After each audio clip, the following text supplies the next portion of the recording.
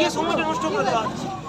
আর আমি বলে রাখছি আপনাদেরকে, কোনো ব্যক্তিকে সাপ কামড় দিলে আমি গ্যারেন্টি দিচ্ছি আপনাকে, এখানে হাসপাতালে যাবেন, বাড়িতে দেরি না করে 100 মিনিটের মধ্যে যদি হাসপাতালে পৌঁছাতে পারেন, 100 মিনিট মনে রাখবেন, 1 ঘন্টা 40 মিনিট, তার মধ্যে হাসপাতালে পৌঁছাতে পারলে শরীরে বিষক্রিয়ার লক্ষণ থাকলে ডাক্তারবাবু অ্যান্টিভেনম দিবে, তাহলে 100% বেঁচে আছে। এবং এই সাপটার কামড়ে অ্যান্টিভেনমের সঙ্গে আরো কিছু মেডিসিন লাগে। ফোন দেখলে পরে ফোন দেখলে বিষধর সাপ, কিন্তু এটা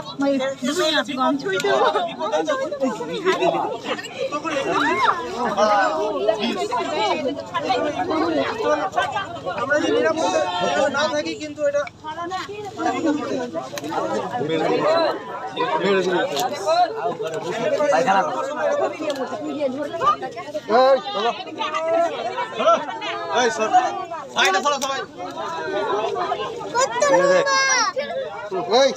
দাঁত লেগে গেছে, দাঁত লেগে গেছে।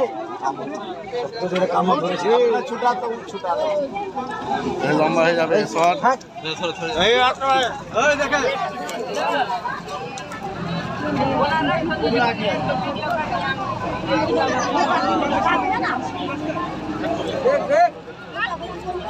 আপনাকে লেগে গেছে দাদা,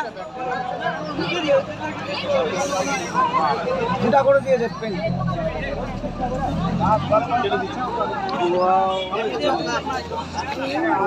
দাঁত কেটে নিয়েছিল, কিন্তু পেনটা দাঁত পড়েছে, হাতে দাঁত পড়েনি। যা হোক, হাতে পায়ে দাঁত লাগেনি, পেনটাই ধরেছিল। বকড় সাপ,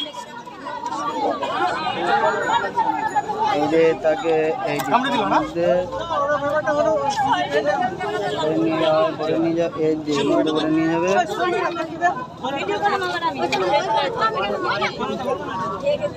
পেনটা ধরেছে, পেনটা উঠাতে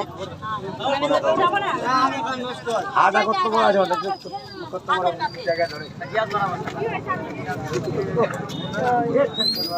ওই যে গ্যাস ফুটা করা আছে।